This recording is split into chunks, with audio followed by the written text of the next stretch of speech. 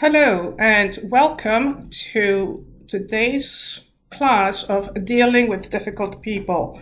My name is Angela Bazigos, and I have about 40 years of experience in management, loads of difficult people during that time. I'm hoping that today's class will give you some information about how to identify those people and how to use techniques to be able to deal with them. So today's content, we're going to start by talking about stress. Why stress? Well, this is what difficult people bring onto you. Then we'll talk about the 9 characteristics of people that are considered difficult people. Now, there are different types of lists out there, sort of the 7 types of difficult people or the 16 types of difficult people. I have decided to take it a step up. So instead of having particular types with particular techniques for that type, to actually say, okay, if you see any of these traits, then you are dealing with a difficult person. And then here are 10 strategies for dealing with those people. We're going to have a special case at the end. I'm going to talk about sociopaths and narcissists, and then a conclusion. In terms of Q&A, I have a slide at the end to show you how you can get your questions answered. So first of all, let's talk about stress, negative impact of stress, how to neutralize it, and that means neutralizing difficult people. And as Terry Brooks said, we're constantly being put to the test by trying circumstances and difficult people and problems not necessarily of our own making.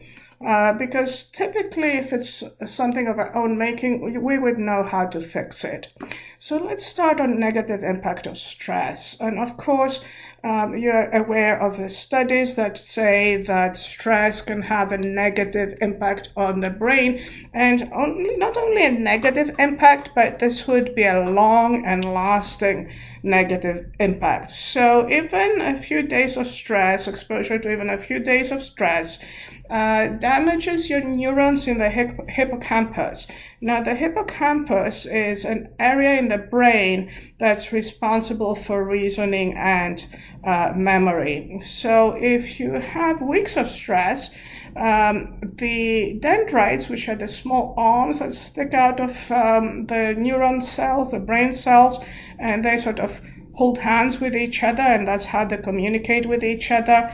If you have weeks and months of stress, they can actually permanently destroy those neurons, those dendrites. So having said all this, I'm hoping that you're getting the sense that such stress is a fundamental, formidable threat to your success. And if you let stress get out of control, both your brain and your performance would suffer. So most sources of stress at work, they're easy to identify. For example, you're working on a client that's going to bring in a lot of money to your company. You need that client to pay the money. You know that you will feel stress when you're waiting for this. At the same time, however, because this is a known stress, you probably have techniques and tools to be able to manage it. So that's not as bad as stress, if I can quantify stress as bad or good, or qualify it rather. But it's the unexpected stress that takes you by surprise and harms you the most. So there was a study at the Department of Biological and Clinical Psychology at the Friedrich Schiller University in Germany.